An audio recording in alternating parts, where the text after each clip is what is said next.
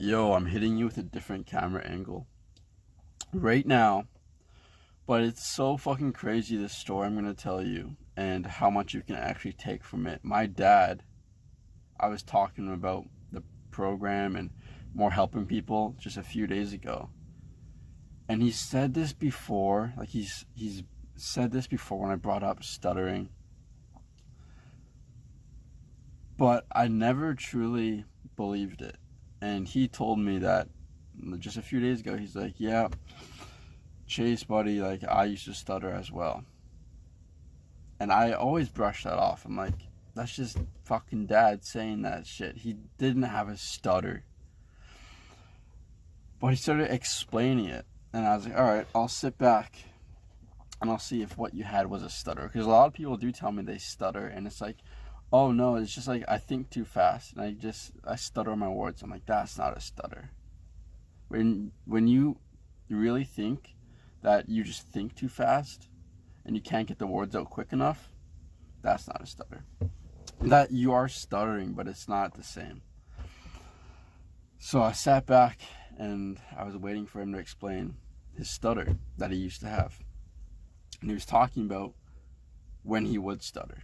So it was a minor stutter, and he was talking about when he would stutter. And he said that he would stutter in situations that he didn't quite know. He didn't quite know the answer of. And he kind of had to fabricate some shit, kind of had to make himself seem better, kind of had to make up shit on the spot. And when he said that, I was like, holy fuck. All right, keep going, because that's true. When you don't really know your shit, when you're worried, when you're uncertain of what you're talking about, and you're talking to someone, you're going to feel more anxious. You're going to feel more nervous. And that anxiety and nervousness and worry can cause you to stutter more. So I sat back and he said, so he told me a story. He said when he was building the Olympic Village in Vancouver here for the Olympic Games, he was like one of the top guys, and he was in a room with 8 other people who were building that village, all top guys.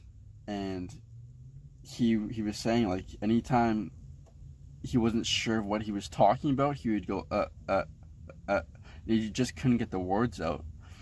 But as soon as someone pissed him off in that room there, as soon as someone was talking about how my dad was doing wrong and how all his workers were doing something wrong, how they couldn't cut out a certain slit in the ceiling exactly circle because the pot lights weren't getting screwed in.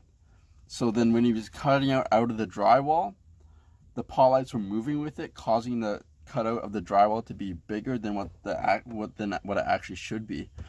And someone gave my dad shit, and my dad was like, as soon as I'm a little pissed off, as soon as I'm angry, as soon as I know what exactly the fuck I'm talking about, I don't stutter. And he said, like, he just reamed Buddy out for like 2 minutes because he knew his shit, because he was sure of himself. He was fully confident. He knew what the fuck he was talking about, and he was embracing his full confidence. And he didn't stutter one bit, when just a few minutes ago he was stuttering all over the place. And yeah, this is a minor stutter. I wouldn't even classify it as a stutter because I've never even heard my dad stutter. But it is true. It does follow all the things that we also follow. Once we know our shit, it's not just knowing our shit, but once we're passionate about it and we're able to express that passion, we're not repressing the passion, we're expressing the passion. Or if someone is pissing us off, or if we're angry, or if we're yelling, we're basically fucking fluent. But as soon as we're worried, as soon as we're unsure, as soon as we're rehearsing what we're going to say, all shit breaks loose. And the moral of this story that you can take from is that I wouldn't say my dad had a stutter, right? But he did stutter. He didn't have a stutter, but he did stutter, all right? Everyone has imperfections. Everyone fucking stutters. And normal people without stutters do not get crumpled in fear, in anxiety, in worry, in shame when they hit little blocks, when they hit little stumbles, when they repeat words. It happens all the time, but they don't do it. The reason why we get so fucking frustrated, one of the reasons, is because we are fucking striving for perfection. We want every word to be perfect. But it's not like that. That's not fucking possible. Even the best speakers in the world, they put on the performance and they may not have one stumble, but that's the performance. They're worked their lives for that. And if we're trying to mimic a fucking anchorman or a newscaster or anything like that, a movie star, that's not realistic at all. We're gonna have stumbles. It's natural. And if you're going to rehearse everything you're gonna say, and you're gonna drive yourself fucking insane with the overthinking, the best way to talk is spontaneously, always. Or I can't say always. 99% of the time, spontaneously talking is the best way to talk.